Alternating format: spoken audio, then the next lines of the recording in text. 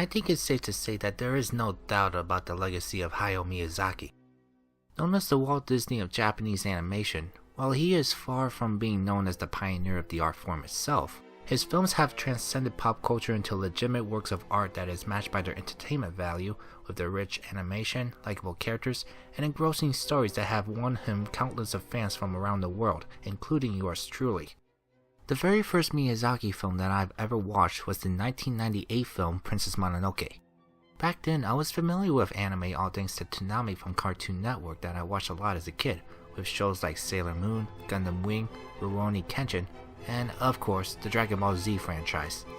I'd never heard of Miyazaki before, but when I saw a VHS copy of the movie at my local video rental store, two things that are now a rarity in this day and age, I was intrigued to find a cartoon that was rated PG-13.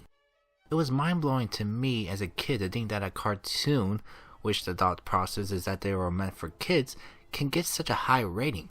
Yeah, I knew about South Park, but I sort of saw it as an exception and understood that it was meant for adults because of its style that never really appealed to me. Plus, I had a growing interest in anime back then, so I wanted to see it. Even though I remember that I enjoyed the film, and I still do to this day, I've never bothered myself in learning the creative mind behind it. So I was still left in the dark until the next film came out that not only turned me into a lifelong devoted fan, but it seemed to have made him into a household name after nearly 20 years of making movies when it became the second film and the only traditionally drawn animated film as of this video to win the Oscar for Best Animated Feature. And the Oscar goes to, let's see, Spirited Away, Hayao Miyazaki.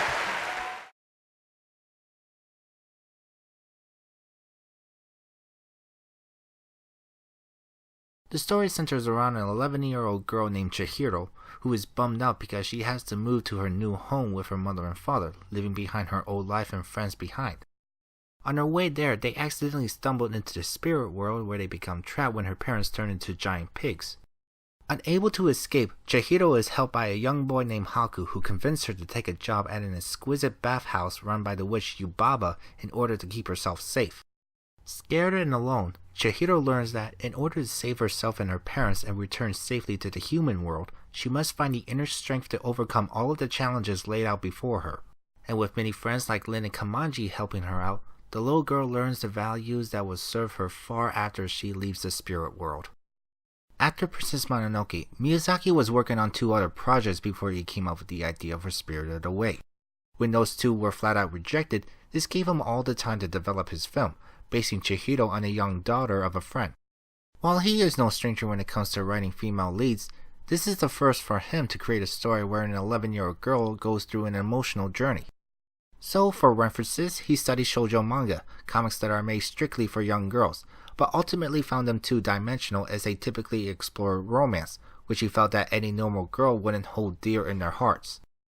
As the film went into production, Disney offered to invest 10% of the cost for a chance to distribute it in the United States as well as dubbing it, with Miyazaki's superfan John Lasseter serving as executive producer. Interestingly enough, with all the work gone into it, the most difficult part was withering down from a possible 3-hour runtime to its current runtime of 2 hours. I don't know about you, but I wouldn't mind seeing that version. Maybe as a criterion? Nah. Anyway, I don't think I needed to go into much detail about the film's strong popularity from both critics and audience alike, hailing this as not only one of the, if not the greatest animated film, but one of the greatest movies ever. Unless you are Kanye West. But, unlike him, that sentiment is something that I wholeheartedly agree with. I've been watching this film for nearly 15 years, and it still has the power to move me with its story and the main character's journey, along with getting blown away by the imagination on full display. Chihiro as a character is the most realistic representation of a child that I've ever seen in a movie. The very first time seeing her in the beginning of the film, she comes off as a whiny and nervous little girl as she is angry that she has to move to a new home, leaving behind her friends and old school. Once she becomes trapped in the spirit world, that's when we get to see her real character that is gradually revealed as the story goes along.